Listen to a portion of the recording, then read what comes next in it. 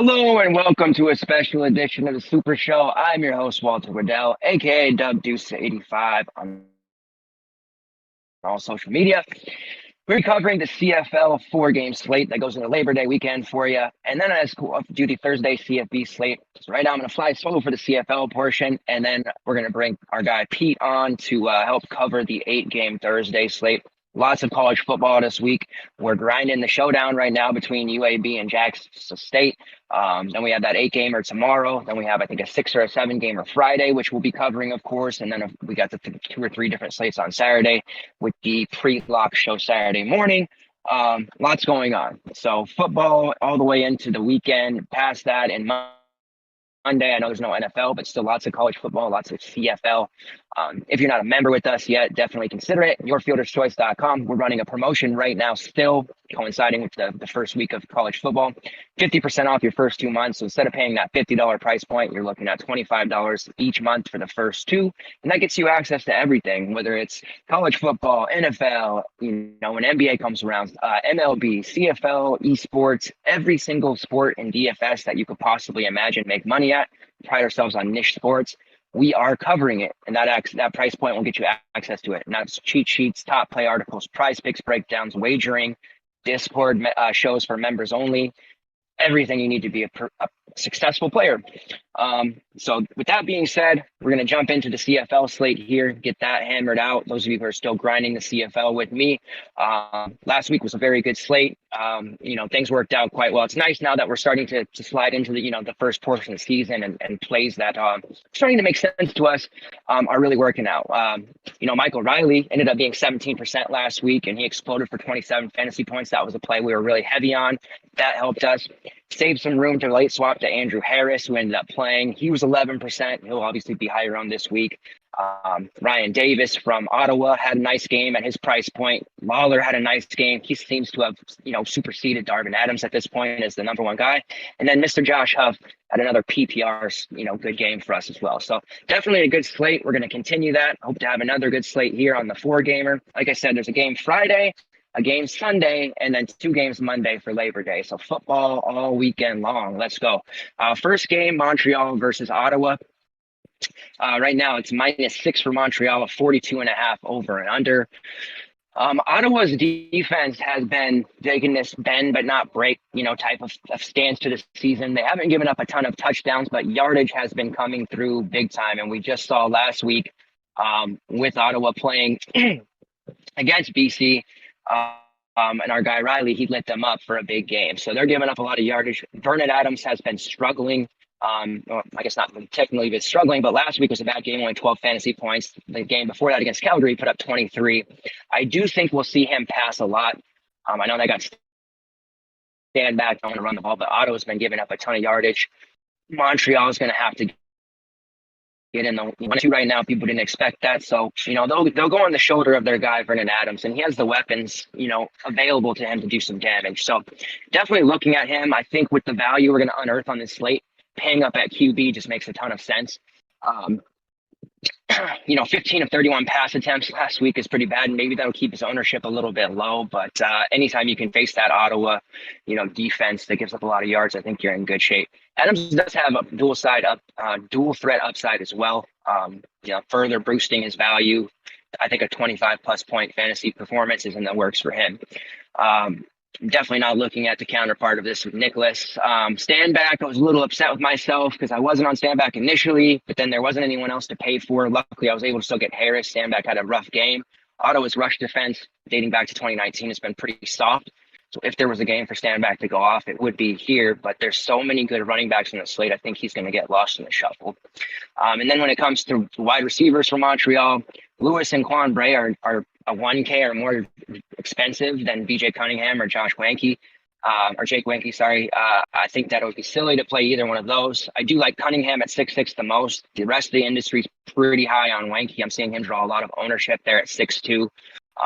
He's been getting heavily targeted. But personally, I think Cunningham is the guy that I want to target. He has caught 14 of his 23 targets this season. Wanke's caught 14 of his 20.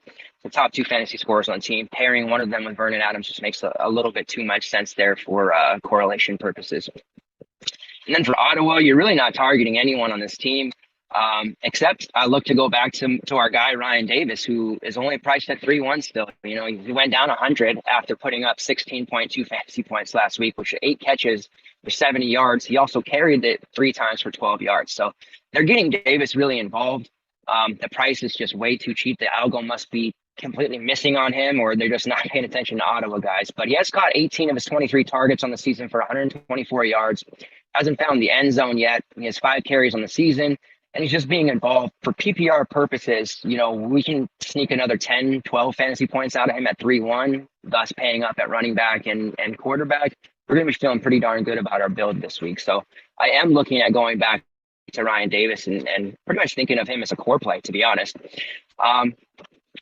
Going over to, sorry, wouldn't be a show without my daughter interrupting. Winnipeg versus SSK. Right now, the line on that one is SSK minus 4.5, 43 over under. We've got Cody Fajardo back in the mix after a 1 week layoff, 10-4, only 200 more than Vernon Adams. So I think paying up for him makes a lot of sense. That'll keep the ownership on Adams and Fajardo pretty even. We'll be pretty split on those two.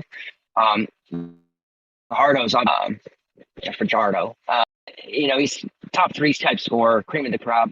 This season so far, he's thrown for 773 yards, 6 total touchdowns, 4 rushing, 2 passing, in just 3 games. So I know facing off against Winnipeg, people really respect that Winnipeg defense, and they've been good, but they've also given up fantasy points. And I think at this point, Fajardo is pretty much matchup proof anyway you look at it. He's not down anytime soon. It's not throwing the rushing in the red zone over his running backs really makes his floor high, and it makes his ceiling high because he connects on a lot of receivers. So I think I like Adams a little more this week just for correlation purposes because I'd be more apt to pair him with the receiver. But Fajardo's a guy that you really can't go wrong with, obviously. You have Powell there at 8.7. I think he's probably a little overpriced. Looking at the receivers, Shaq Evans is still on the IR. We talked about that last time SSK was on the slate. They've also lost another receiver now, are trending that way, Williams Lambert. So he was the guy that was a value play that we liked a bit heading into that game with the injuries, but Jordan Williams Lambert is very banged up right now. And now we're going to be able to look at guys who we were high on last time that Saskatoon was on the slate. With Nick Roberts, he's only 2.8. Again, the algo must have missed there. He did have 4 catches for 42 yards in their last game, 9.1 fantasy points. Did his job at the 5.8. So you have 2 really solid receiver values that you can use. With Evans and Williams Lambert up, there's going to be a lot of targets to go around for him. I think I probably prefer Davis a little more because I think he's starting to ascend into that kind of number 1 target role, whereas McRoberts is more of the 3rd or 4th option still with the injuries, and it's going to be the Kieran Marsh mostly. But definitely can't argue with its 0.8 value. That's just way too sharp. For the Winnipeg side, I'm still not using Calero. Seems fine. So we're looking at Andrew Harris. Getting a player of his caliber, one of the best players in CFL history, pretty much from an offensive standpoint, has all these touchdowns. 8.8. He's going to be very, very high owned. He was only 11% owned because a lot of people burned their PMR. They didn't wait to the last game, so that was a nice edge to have. Put up a solid 16.5 fantasy points. Toted the rock 17 times, 81 yards and a score. Caught a couple passes for. He's going to be heavily involved. I think you start all your line with Harris, especially under 10K. Most of the time, he's going to be over that 10K mark, and you still got to try to find a way to get him in there. At 8.8, it's a no-brainer. So I'm all in on my guy, Andrew Harris.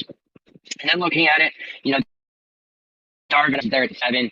People thought last week, he's back. He's going to take targets away. But Harris is looking at Lawler. And we stuck with Lad we did because caught 6 passes for 94 yards, 15.5 fantasy. The price is still sitting there at 15.9, which really makes no sense at all. Expect him to probably be pretty highly owned. He was roughly 35 to 40% in the big tournament last week.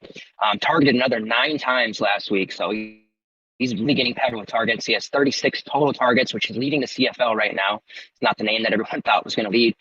Caught 6 of those for 94 yards, as I mentioned. So I think he'll probably be heavy chalk, but as Mr. Leverage, I do deem it okay to play chalk when it's good chalk. So that's what Kenny Lawler is.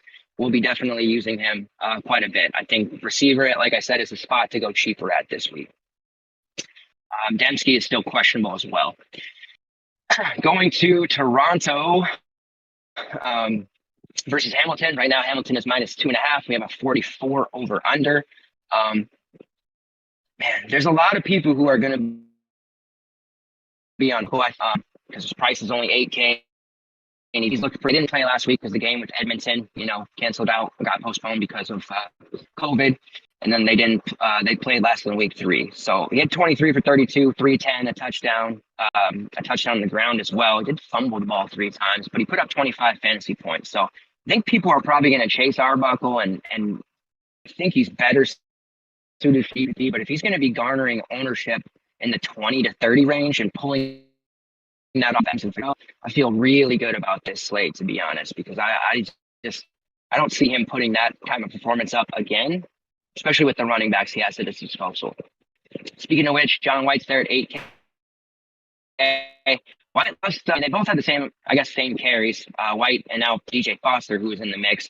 White 12 carries for only 24 yards, a big time struggle. While DJ Foster rushed 10 times for 101 yards in the score. He also caught a pass. Now on DK there, they have him listed as wide receiver, even though he's typically taking carries. So you have a 5-1 guy that you can plug in at wide receiver and have another semi-heavy workload touches as a cheap running back in your receiver slot. So I think him and White are probably going to, continue to split carries somewhere between 8 to 12. And then Foster's going to get some of those, that receiving work too. He's going to have a very high floor. I think the algo would catch up to him next week and he'll probably jump up to like 7K or something, especially if he has a good game here. But I definitely like him a lot at 5-1 and as another cheaper guy that is in the receiver that you can definitely feel good about. Brasaskin is on the IR, as we know. Jaden Daniels, he's been banged up, even though he played. And I know they have Rogers and Collins and a couple other options there, but Foster's going to get his work, whether it's in the backfield or if he's going to play some slot, whatever it is. So I'm a big fan of his, as my own real exposure to Toronto. As far as Hamilton goes, Dane Evans looked fine in his game. I mean, 8-3, I think he's fine for GPP. He had 18 fantasy points, a couple of touchdown throws. Definitely going to score some points here against Toronto. I think where ownership is headed for the Hamilton guys is Thomas Erlington. A lot of people talking about him after his 10-73 and touchdown week. He's definitely somebody to consider. But like I said, I'm really looking at a core group of running backs this week. And I don't think I'm going to be going too far outside of that group. So SD is a guy that I like, but I just don't think he's going to make my core, this week. And then at wide receiver for Hamilton, Banks still priced at 10.9. He really should be priced way down, but it's like they don't want to give him the Greg Ellison treatment. Shout out to Pete. He had Ellington the week that he went nuts. Ellington was 8-9K to start, and then he sucked. Price dropped down to 5-1, 5-7, whatever it was, and then he exploded.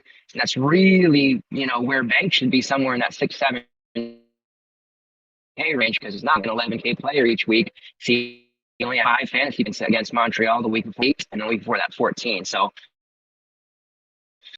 records and being a big time scorer, they're just not getting him the ball enough. So you can't pay that 10.9 price right now. Despite Addison and Posey being on IR, it's just not happening. Now Dunbar made his rookie start, I guess, or he played last week. Stephen Dunbar. And he had 6 catches for 95 yards, along with 30 with 1 touchdown for 21.5 fantasy points. So he's only 4.6. If you think that's going to continue, still think Ackland's probably the best, point per dollar play on this Hamilton team. There's a little bit of risk there just because they seem to spread the ball around a little bit. I don't know that I would chase that Dunbar game just yet. But Hamilton right now for DFS purposes is a really hard team to trust just because they spread the ball around a lot. All right, and then Edmonton versus Calgary. This is the game where I like the rest of my running backs, pairing up with Andrew Harris. Right now they have Calgary as the favorites, -6, I think, a little high, even though they're at home. 42.5 over under. There's a lot to like here. Starting with Edmonton, you have Trevor Harris, who's a guy that I love going back to week after week. I know he hasn't really paid off for us. He's been hovering between 15 to 18 fantasy points. They missed their game last week due to a PPD because of COVID. They're playing Peters. This is a team that's given up nearly 300 yards per game here, 100 on the ground. So there's some ups this week the Elk offense. The Calgary, it's the Calgary team that a lot of people expected to be kind of a shutdown defense, and they just haven't been that yet in terms of yardage. So I think Harris has a chance to throw for 300 plus. Certainly has the weapons. The only real concern is they have trouble finding the end zone thus far. They did last game. He finally, threw one and got in, but that's the main concern for me about using Harris in my main would be the lack of touchdowns. But he's got weapons like Wilder, Jerrell Walker, so they're going to have to be finding that end zone on a weekly basis. Pretty that can is going to be the lid's going to be off the can there soon. So Harris is good. James Wilder is a stud. You can find a way to pair Wilder with Harris. I think he's going to be, he's kind of more of a luxury play I put in the article than he is a necessity. But 20 plus fantasy points in 2 of his first 3 games, 52 carries, 101 yards. That's a 5.8 YPC, very healthy. And it's really only a matter of time before he breaks the plane and finds a couple touchdowns. So it hasn't happened for him yet, and he's still scoring 20 fantasy points without a touchdown. If he does a touchdown, we're probably looking at 30 plus fantasy points. And I would hate to be the guy not having Wilder on my roster when that finally happens. And then at wide receiver for this team, Jerrell Walker, another guy that's been kept out of the end zone at $9K. Ellingson's price has come up now too. So, Walker's a guy that I won't be targeting heavily this week. GPP's expected to end. He has 9 catches for 104 yards. That's what Ellingson had, was 9 catches for 148 yards. We know Harris is capable of finding Walker and peppering him and making him a big time player, but it's just that 16 catches for 196 for 21 targets, which is team leading. So it's really, as I mentioned, just a matter of time before this Edmonton offense breaks out. If you're somebody who wants to run multiple lineups, which is, in football, it's usually a good idea, then a mini Edmonton attack of a Walker, Harris, maybe Ellingson would be a strong play. I think they're going to score a lot of points. We could be looking at a possible shootout out here in Calgary. On the Calgary side, everybody's got to be in love with Jake Meyer by now. He's been paying the bills as a cheapie there. When he was just 6'5", 17 fantasy points in back-to-back weeks. Now they've priced him up to 9K, so it's a little harder to justify that price. But he's chucking it. There's really been very little drop off by his of passing. He has 8 times in 2 games, completed just a tick under 70% of those passes. 611 yards, back-to-back 300-plus games. So, he's doing some big things. Throwing a couple picks, just the 1 touchdown. Another guy that's having trouble finding the end zone, but a lot of yardage here. And we know the Edmonton defense has been getting, kind of sharp-broiled up there. So, I do like Kadeem Carey, this third member of the trio of running backs that I want to run. I've been kind of tooting the Kadeem Carey horn since the very beginning of the season a month ago. His price is still under 8K. We did, Pete and I both thought with Meyer coming in, they were going to lean heavy on Carey. They have.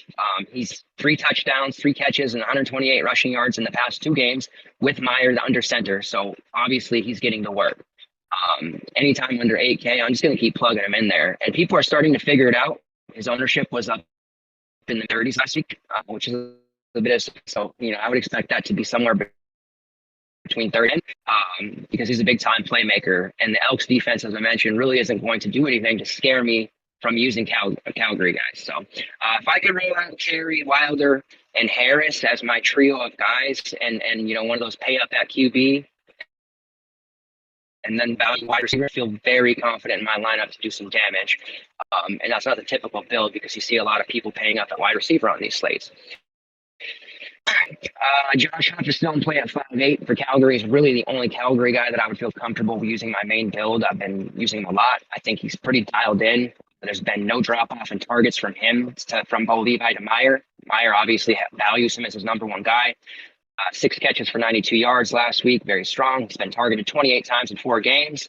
So he's really just the Mr. Reliable that we pegged him to be. We thought that Herdy Mayala was going to be WR1 for them, while Huff would just be Mr. Reliable in terms of getting those catches. And he has been, but Mayala hasn't lived up to his part. So Huff's really become the number 1 guy. So you can definitely use him if you want as far as that goes. I definitely like targeting Calgary stacks for GPP. I think Meyer is going to be a little higher owned than maybe he should be. Maybe using Carey in that standpoint, but don't pair them up. My 3-man core this week: Andrew Harris. That's kind of chalky. I know. Brian Davis, who's our sneaky 1 guy from Ottawa, who's going to play an Ottawa guy. That's just silly. Well, he's going to keep getting it. Let's roll him. And then right now I'm leaning Vernon Adams, but Cody Fajardo or Vernon Adams, that's really kind of, your preference there based off your build and what other weapons you want to use. But pay up that cube is going to be them. And then Prize Picks seems to have either dropped or they're just late on CFL Prize Picks again. So I don't have any CFL picks for you guys right now. But that's okay. Like I said, feel very, very good about where this slate's going to go. If you're towing on CFL a little bit and you're kind of, not sure, or you want to try it for the first time, now is really the time.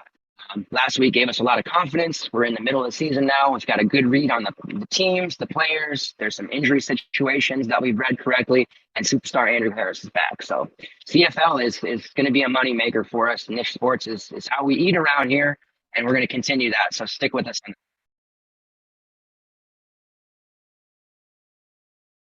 Okay.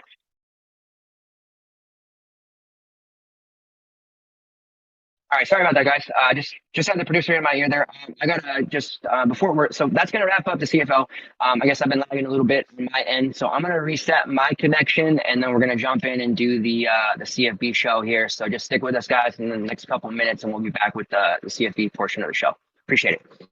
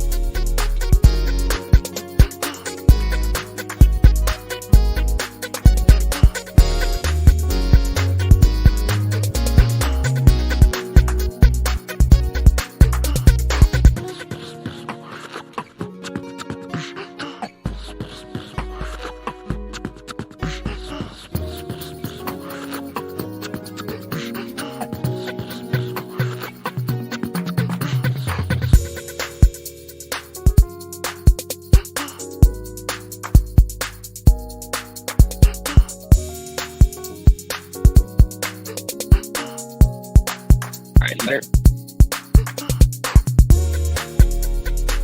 Can you hear me though? No.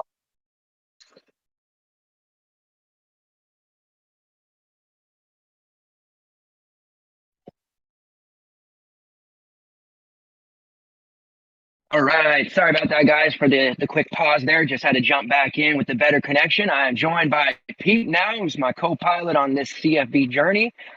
We have a lot of slates this week, Pete. A lot of grinding. We're messing with the showdown tonight.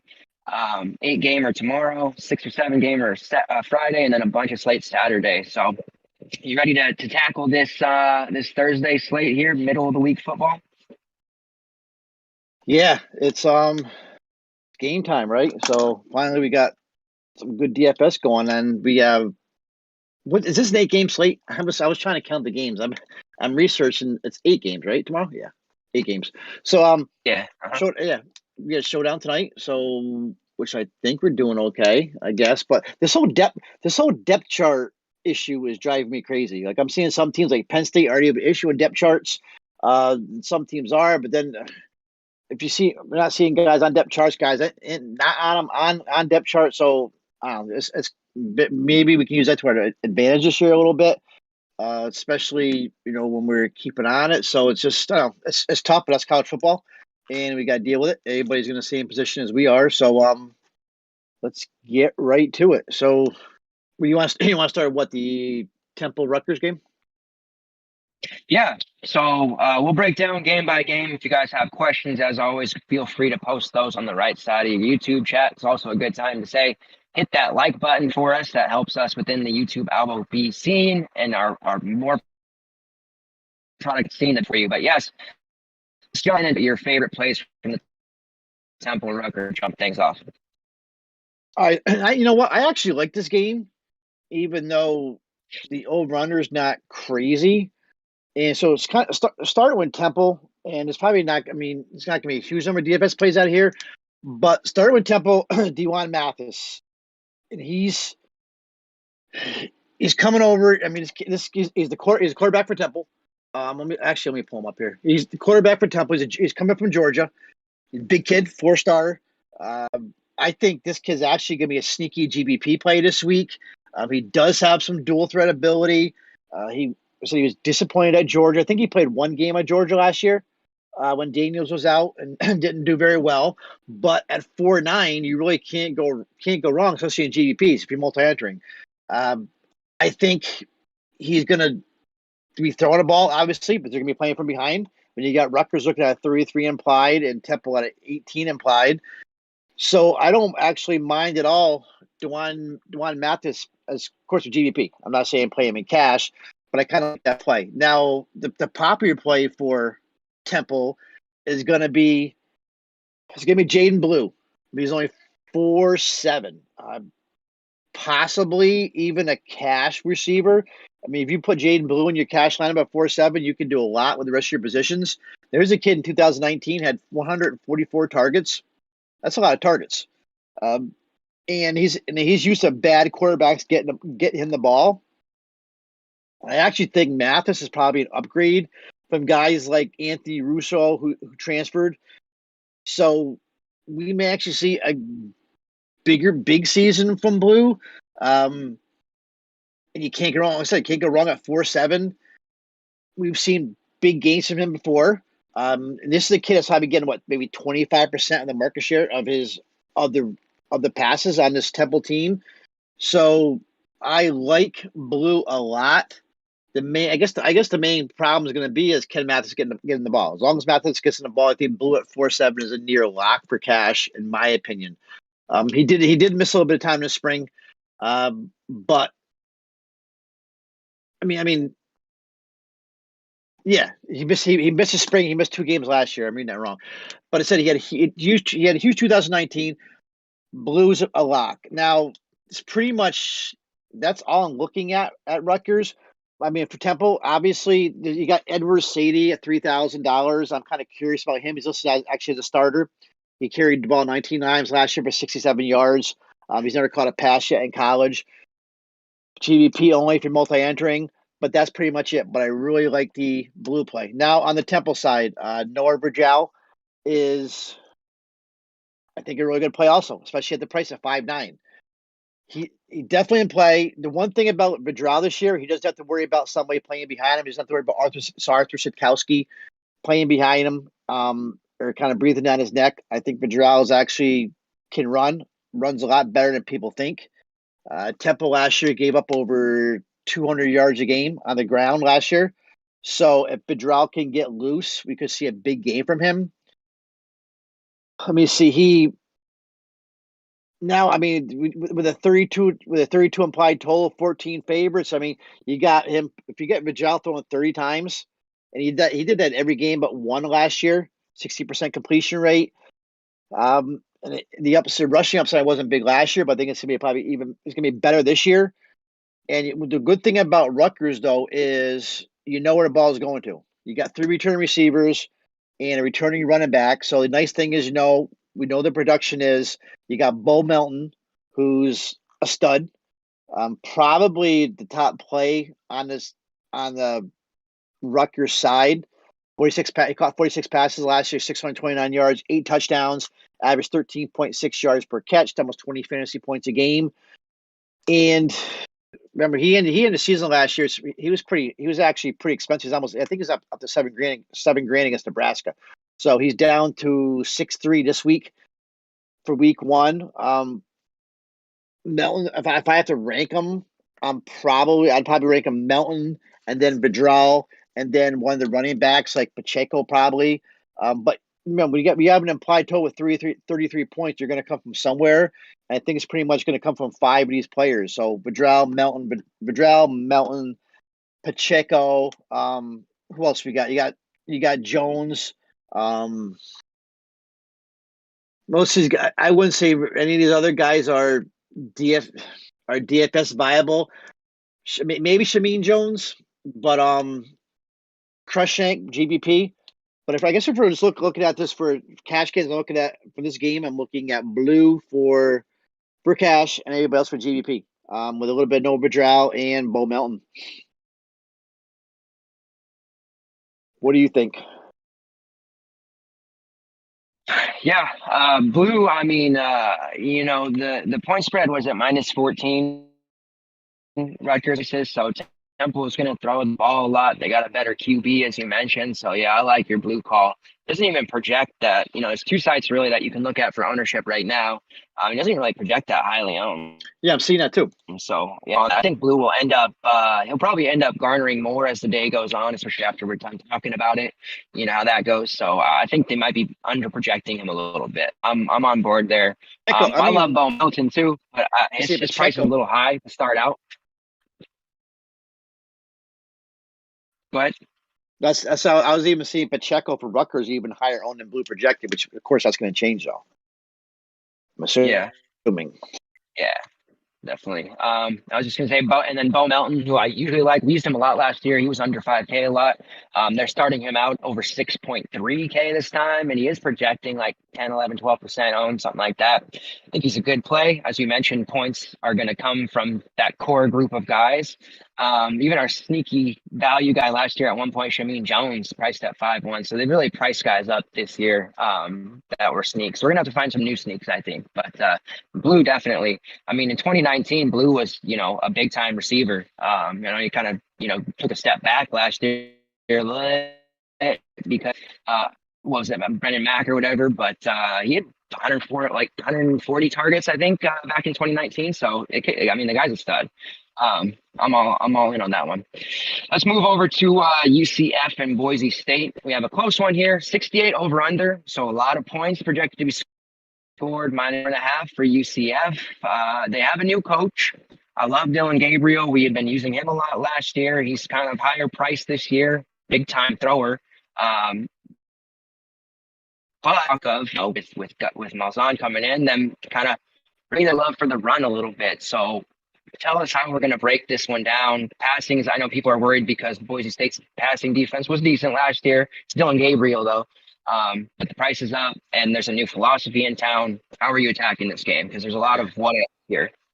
Yeah, I'm glad you brought that up. So I guess just to get Gabriel out of the way, of course, Gabriel's a play. I think both sides are big time DFS viable.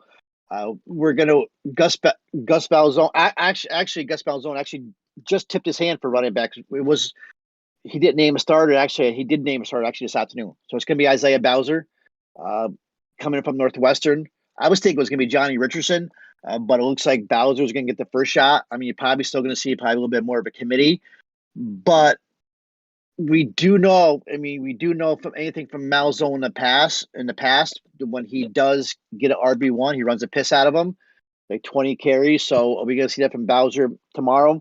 Probably not, but Bowser is your one. Richardson and Mark Anthony Richards from Auburn are the other two guys. I'm not going to say it's committee now with Bowser starting, but I don't think there's enough of these guys for be DFS viable, especially for cash games. At least with UCF, we know what we're getting with the quarterbacks and the receivers. So I wouldn't even be forcing these running backs, even when Bowser. The big thing with Gabriel, we all know what Gabriel can do. We all played him last year. We all made money from him last year. The kid was just put up huge points. He passed 3,500 yards, 32 touchdowns last year, ranked 5th and 4th in the nation in yards and touchdowns.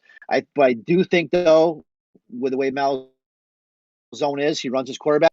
So the way I'm looking at it is probably I would give an upgrade to Gabriel running, and probably a little bit of a downgrade to guys like Jalen Robinson and Ryan O'Keefe. We only have two definite receivers. Malzahn did bring a whole shitload of transfers in, but we still have the old standbys. Guys like Jalen Robinson and O'Keefe. But I do think that they're not going to be as potent as they were in the Josh Heupel. I think Gabriel's probably going to run more. He's going to throw less. So I'm going to downgrade Robinson, especially at the 8.6 price. And I do like Ryan O'Keefe, especially at 7.5. If I remember, I think he's really cheap on FanDuel. I'm hearing O'Keefe had a really good camp. He's actually running the Myron Williams spot in the slot. So if anything, I would probably run the O'Keefe at 7.6 with Jalen Robinson at 8.6. I don't have the FanDuel price in front of me, but I do believe he's dirt cheap on FanDuel. So cash game purposes, I do think Gabriel is still definitely in play, especially now when we're gonna get a little bit of more running from him. He still has that ceiling for yards and touchdowns. But I'm going to probably downgrade Jalen Robinson a little bit. I don't think I'd have Jalen Robinson in my main one or two lineups, where a month ago you'd be thinking Robinson would be a top play. So this way I'm looking up UCF on Boise State. To me, it all comes down to Khalil Shakir. He's 6'9". I think he's one of the top plays on the slate by far. I mean, he's probably, in my opinion, one of the best receivers on the slate. I mean, he's also probably the number two running back. Especially last year, there was nobody even close to him in receptions or targets. He tripled everybody. So I like Shakir. He'd probably be my main lineup, especially at that price at 6'9". Hank Bachmeier. I think Bachmeier, actually the quarterback for Boise State, is actually a really good GPP play. Especially when you have the over-under that it is. A lot of points are going to be stored in this game, and we have Boise State right now with 32 implied. So Bachmeier at 6.5, I think, turns actually into a really good GPP play. I've been playing him in cash. But, I mean, he is a game manager, but when you're going up against a defense like UCF that's struggled, like they did all season long, I think Bachmeier is going to be a sneaky good play as a GVP play. So anybody else, I would probably hook him up with one of his receivers. If I'm going to run that GVP lineup with Bachmeier, probably if I'm not going to use Shakir, probably got maybe like a CT Thomas or something. But on the other end, running backs, man, I mean, I'm not a Greg Kalani guy. I mean, at 5'8", to me, I think Kalani needs to break one if he's going to make value. If anything, I am personally like a guy like Van Buren better. I really don't think I'm going to be touching too many running backs from Boise State. But I think Shakir is right now probably one of my top two plays of the slate, especially at 6'9". I don't think UCF can contain him. They didn't show it last year that they had the type of defense they can. He does it all. So on this game, I would probably rank him Bachmeier as my top play, and then the other side, Dylan Gabriel, and then anybody else is GVP plays really. So I just don't see guys like Jalen Robinson with Gabriel running so much this year. I don't see a guy like Robinson be gonna. If anything, I'd probably turn to a guy like Ryan O'Keefe in the slot and Myron Williams' spot. Yeah, they priced them UCF receivers way high, way too high. So, and that's a good call out on Shakir, because how many times did UCF gain stocks being GPPs last year? A ton. Their defense, it was perfect. They were like Ole Miss, right? Couldn't defend, but nobody could stop their passing attack. So definitely with you on Shakir. I don't know that I'll end up with him in my main arena because he's a great player. You're right. Let's move over to ECU and Appy State. Calling that affectionately. I'm having some issues on my connection, so if I start freezing, just let me know. Appy State minus 10.5, a 56.5 over under, so one of the lower on the slate. Appy State wasn't a great team to target against because they run a lot, which we figure they still will, and chew up the clock, and the defense was good. But I did want to talk about ECU's quarterback, Holden Ehlers, because he's a guy that habitually gets overlooked by this industry despite putting up slate-breaking performances, and he'll do it against good defenses quite often. First 3 years as a starter, he's thrown for over 7,100 yards, 51 touchdowns, and only 22 picks. And a lot of people would probably be surprised to hear that because they just, like I said, ignore him. He has over 1,000 yards career rushing, 13 rushing touchdowns. So, I mean, he's really numbers of a 6'1", player. And I know that Appalachian State defense is good. They surrendered just 329 yards of offense per game last year. But Ehlers has posted, as I mentioned, slate breaking numbers in the past in worse matchups. So, and granted, I know that a lot of this yardage that he ran for was in his freshman year. So, maybe not as much as lately, but he's definitely a good play at 6'1". So I did want to bring him up because him and his receiver would be very sneaky GPP plays. Guys like, CJ Johnson, Tyler Snead. Snead is kind of that PPR Wes Welker-ish type player. And then CJ Johnson's been banged up a lot, but when he's healthy, and now they're saying he's a burner. I mean, he can get behind the defense and run for a 70-yard score pretty much anytime he touches the ball. So those three guys right there would make up a really strong GPP group. There's a lot to like at running back in this game, and I think on the Appy State side, a lot of people will target the running back. So here and any if you agree with me on Ehlers, and what else to like? Yeah, you know what? I do agree with you with the Ehlers. I think he's actually gonna be obviously gonna be lower owned at 6'1". I mean, Appalachian defense is good, but and Ehlers can be inconsistent. We know, but I was gonna bring it up also. I think I have a gut feeling. I think Ehlers is gonna have a good game. I definitely like his receivers. I'm probably not paying up 6'6". I think 6'6" is probably too much for Raj Harris, but I do like the Tyler Snead play at 6'1". I think Snead could definitely get us double digits. And then other play I like is also the Audi Amacho for 3-4. I think he's definitely a GPP flyer we could run with. That's a nice little punt play. So nice call on ECU. Appalachian State, the running backs, of course, is all about Cameron Peoples. One thing about Appalachian State was we're so used to Appalachian State running those 3 or 4 running backs. And, you had guys like last year, Marcus Williams Jr., Harrington, Peoples, Nate Noel. This year, all we have is Peoples and Noel. And I think both these guys are great plays. Peoples, you want Peoples in your lineup, but I also think Nate Noel is going to be good plays. I think Nate Noel is going to get 10 to 12 touches. Peoples is not going to get all the touches. So at 4-1 with Noel getting 10, 11, 12 touches, I think he's a great play. Probably more of a GBP side, but definitely I think you got enough value there in a bad ECU defense where you can probably play both these guys in GBPs, but still Peoples is the play. But I'm really into Nate Noel, and maybe more than I should be.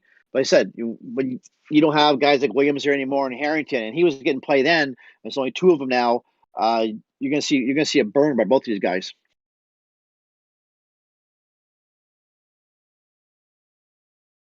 Yeah, I have. I have my article will be releasing soon, and I wrote just that about the Peoples blurb. There's no Harrington, no Williams, as you just mentioned. So Peoples, especially, he rushed for over 1,000 yards with 4 mouths to feed. Now there's only really 2.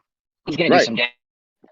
Noel, because I think people will naturally gravitate towards Peoples, but this type of offense that's very easily Noel could out-touch him or be the one to score the touchdowns. That's just how this offense is built, and there's enough for both of them to eat. So you might as well take the cheaper one as a strategy. If they run the ball 30 times, I mean, even if Peoples runs it 2/3 of the time, Noel's going to get enough burn out there where he could actually do some damage.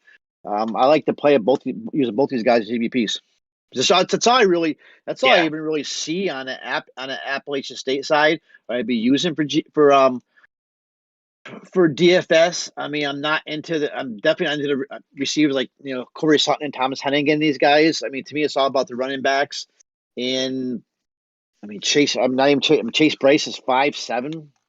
So to me, it's all Peoples Noel for GBP purposes. I mean, DFS purpose on this game. Yeah. Chase Bryce, you guys might remember him from Duke. He's really not very good. And then wide receiver. This team is very random. Last year, there'd be times where people are like, "I got it figured out. It's Virgil," and then it would be Hennigan that scored. I got it figured out. It's Hennigan this wing, and then Virgil scored, or Williams. So the receivers for this team are very high variance. That's not a situation you want to be targeting too much. So I think the ECU passing game and the Appy State running game is probably how you want to attack this one. And I think sneaky GBP. This is a sneaky little GBP game stack if you think about it. If you're making multi lineups, I think it really is. That's a nice call on Ehlers because he's gonna be low owned, and he may surprise people today. And then throw in some running backs from App State. So have a little bit of sneaky GBP here. Yeah, definitely. Yeah, Ehlers I had to write up / mention because it seems like every slate he just gets ignored and the guy just keeps churning out numbers. Even if his percentage is like, he completes only 60 passes, sometimes he'll throw enough to still make that value, and especially at only 6-1. So all right, next game, South Florida versus NC State. I do see NC State hovering around -18 to -19, 59 over under. NC State's playing that game that I just saw where they're going to be secretive about their depth chart. It's kind of the new thing, I guess. It sucks, but This is 2021 that we live in. So I'm not really that interested in this game to begin with. NC State's one of those teams that frustrated me personally to no end. I've been waiting for my man Emeka Emezie to blow for 2 years, and it just hasn't happened quite yet. And they're starting him out at 6'5", which I'm probably not going to put at that price anytime soon until I see some consistency, especially when Thayer Thomas is down there at 4'4", and he was the guy that, he was blowing out last year and getting all that run. And then their running backs with Person and Knight, those guys take turns going off. QB situation for them, is leery. Sometimes he's good. So I'm not really that invested in this game. USF has some new pieces in there, so they're going to look like a totally different team from a fantasy standpoint. Probably a game I'm going to end up ignoring. Is that going to be a mistake, you think, or what do you see here?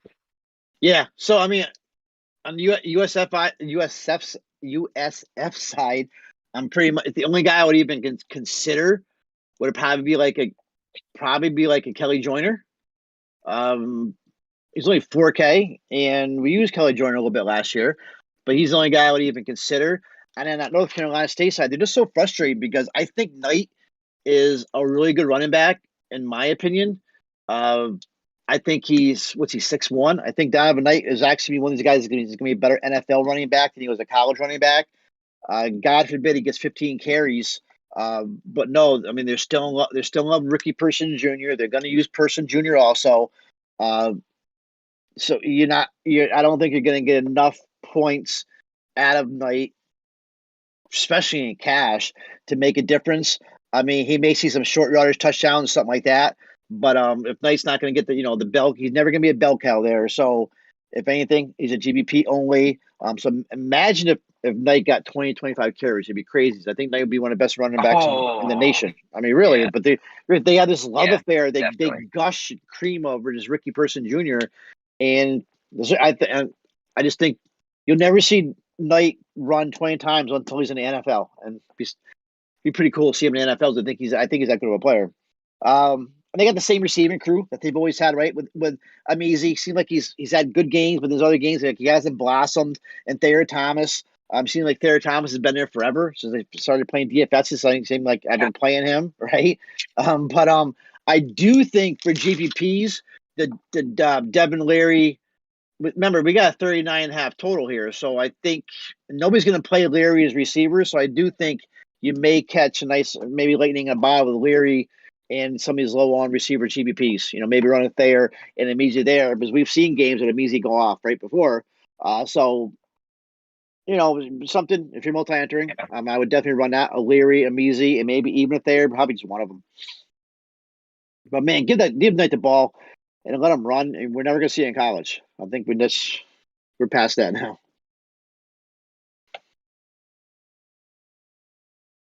Yeah, and I mean, Knight's YPC last year was in the up ends, while Persons was in the low to mid 4s. So the numbers speak to what you say. Yep.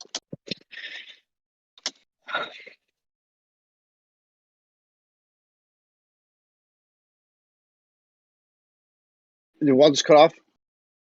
All right. Well, I can jump right over to. I'm frozen. Are you on, Walt? Let's run over to. I was going to Ohio State. We still have the Tennessee game to talk about. So we got the Bowling Green Tennessee game. Bowling Green, I'm not touching anybody from Bowling Green. This is a huge. What's the spread? We got Tennessee with a 48 implied, Bowling Green 13, Tennessee 35.5 favorites. So Bowling Green, I'm going to cross them out. Boom. I'm done with them. But Tennessee, where are we going to roll on that? I just don't understand when we got guys. I see Joe Milton won the starting job. I don't understand why a guy like Herndon Hooker would put himself in the same position he was at other colleges. Now here, once again as a backup. But I do like Milton. I don't think Milton's a cash quarterback, but I think he's a Josh Heupel type quarterback. This team is rebuilding here. He's a big kid. He's talented. They've been talking about Milton all spring. They're gushing over him, just like Michigan did. But to Harborough ruined him. But this is the type of game, though, we may see points up. We may see a nice points up in Milton against his team.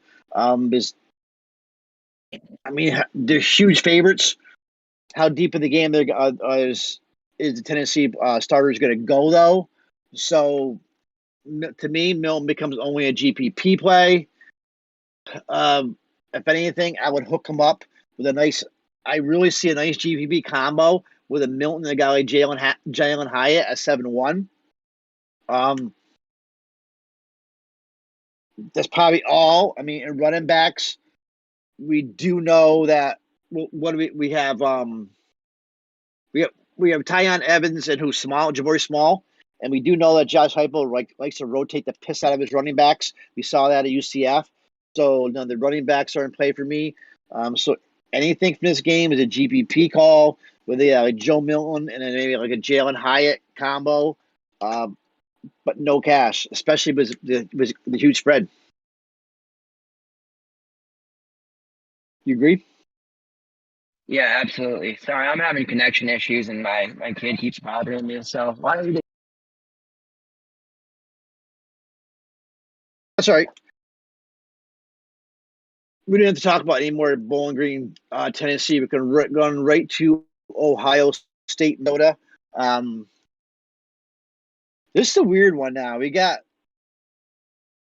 Minnesota, 25 implied?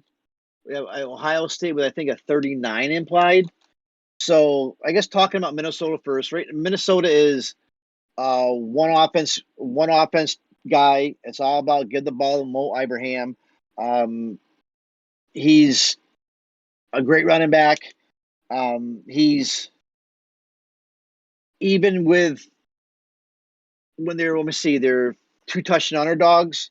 Even with an implied of 25, they're just gonna keep pushing the ball to Mo. But the Ohio State defense is solid. To me, it makes Mo at 8.6 a GPP play at best.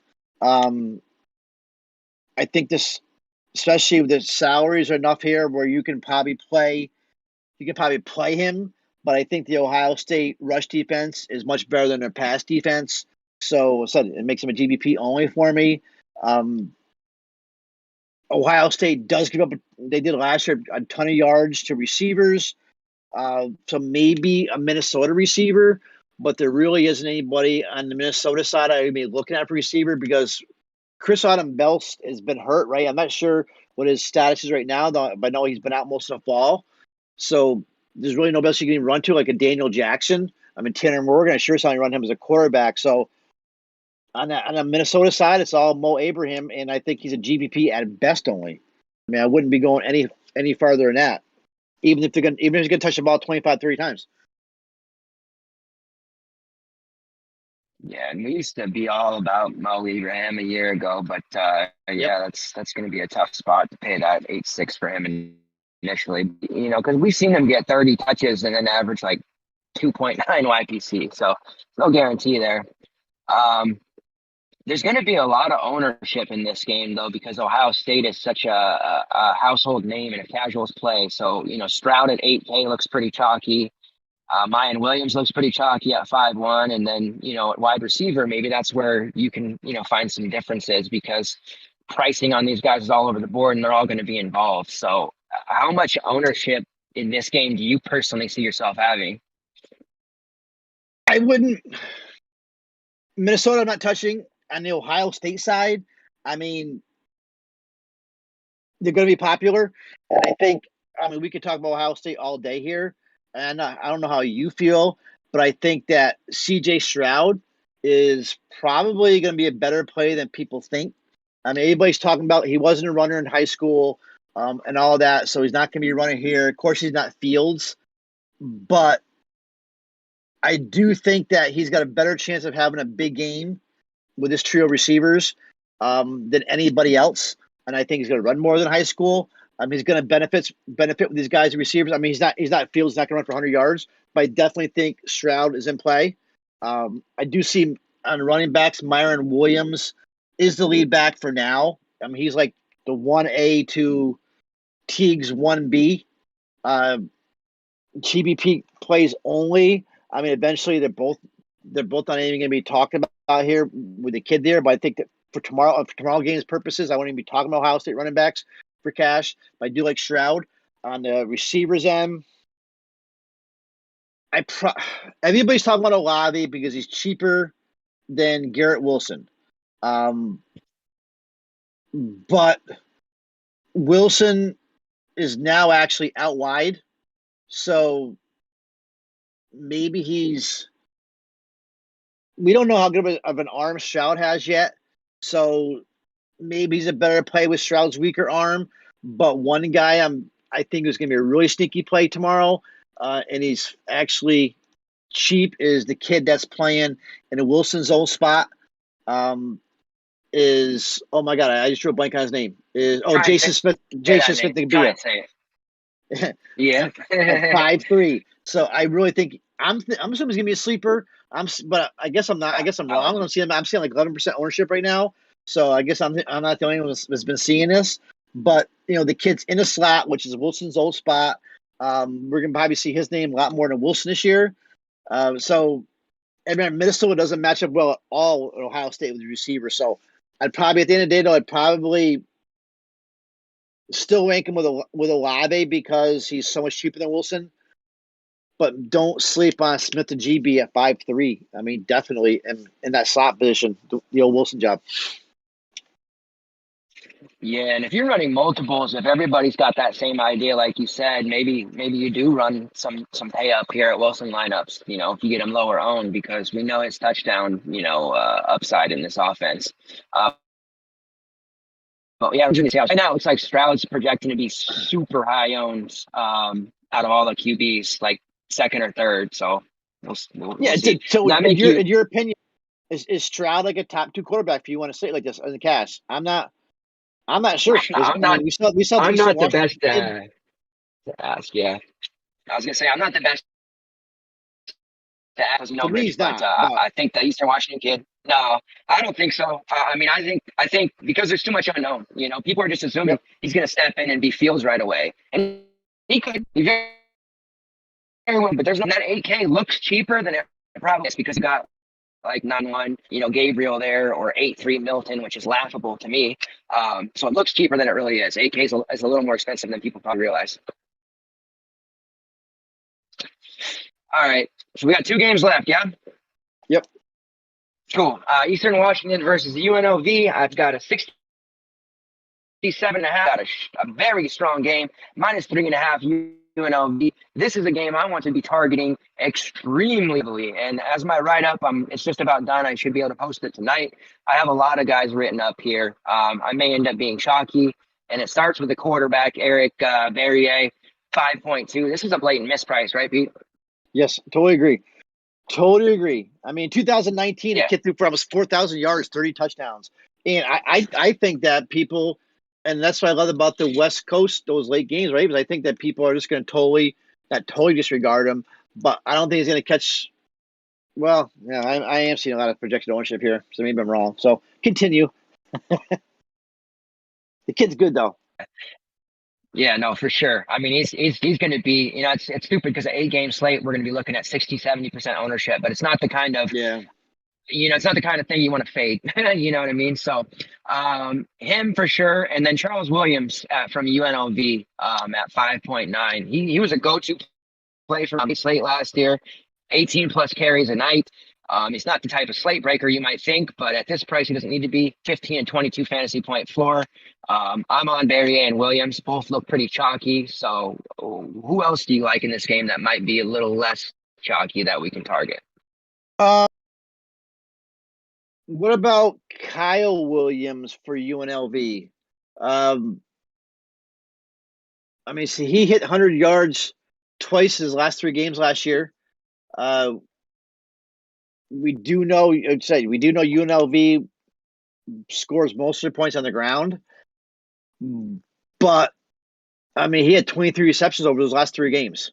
So maybe if Charles Williams is going to be getting all the touchdowns, when you're getting 23 receptions in 3 games, Kyle Williams can make up for the lack of touchdowns with those receptions. So he had 20 receptions more than a second reading receiver last year. So I think if you're going to use a receiver from UNLV, you run Kyle Williams. So definitely like the Charles Williams call at 5'9". I love that price. And of course, the Barrier call. I think Barrier has got to be your main cash quarterback, correct? And to me, Yeah. decision whether they're going to go like Stroud, even like a Noah, Vidril for Rutgers. I mean, but I love the East Washington kid. I think he's good. We haven't even talked about Hank Bachmeier yet. So Yeah, man. It was just way too good. I think you have to put him in all your lineups because he's gonna score so much. I don't think you can catch up if you fade. It's the problem. no, That's where like I'll fish out on figures and stuff. It's like, okay, where else can I make these points up? And you're just not gonna be able to do it at that price of 5.2. If K or 8K like it should be, we would be having a different conversation. yep, totally agree. There's gonna be a lot of cash coming out of these last couple of games, then, right? And Yeah. even in the next game, coming in the ASU game with guys like Jaden Daniels. I mean, Jaden Daniels is going to be a great GDP play, but I don't know. What's your opinion on Jaden Daniels? I'm a Jaden Daniels guy. I used him a lot last year, but I'm surprised at Daniels. I'm seeing small ownership on Daniels right now. So it's Southern Utah, I guess. I mean, how And much funds are you going to get? I love it, man. I know it's 8.5. It's a high price, but he's exactly the type of play. And sorry if I'm cutting up on No, yeah, you're trying to right. get this guy's there with the that one. He's the type of guy that played last year that we won money with when we'd have a low Uh, on, Desmond Ritter or Dylan Gabriel, who are going to be very popular plays this year, and they weren't last year. Jaden Daniels fits that mold. And we see Starkle, he threw for almost 404 touchdowns in a 45-14 blowout. Now ASU runs a lot compared to SGSU against the same Southern Utah team, and maybe that hurts Daniels' upside a little bit. But one nice thing about Daniels is he's a dual threat himself. He's rushed for 578 and 7 touchdowns his career, so he's going to get points, and he doesn't make a lot of mistakes. And his career as a passer, 3,600 yards, 22 touchdowns, and only 3 interceptions. So he's not going to get us a lot of negatives or anything like that. And he's, like I said, the type of player that made money for us last year. So I love him in this one. Games last year that were blowouts, he still scored 24 to 29-ish points. Yep. I mean, you look at the game there that they finished out against Oregon State, which was a great game, tons of points in that one. He had almost 30 fantasy points, and he only threw for 139 yards. Same So Arizona that was game with too. 2 rushing touchdowns and a passing touchdown. Yeah. So he doesn't need to be throwing for 200 to 300 yards to make it. He's going to, Rashad White and Trainum are going to run a lot. He's going to have a lot of touchdown equity within this offense because he calls his own number. Make no mistake, Jaden Daniels will get his because when they're in the red zone, he does call his own number. He's got a lot of swagger. As soon as I saw the ownership projections on him, I instantly thought I'm pairing him with the Chalky or Barrier, and I'm going to ride into the There you sunset, go. on the later game. So I'm big on him. People are going to talk themselves out of it because Southern Utah, they're going to get blown out.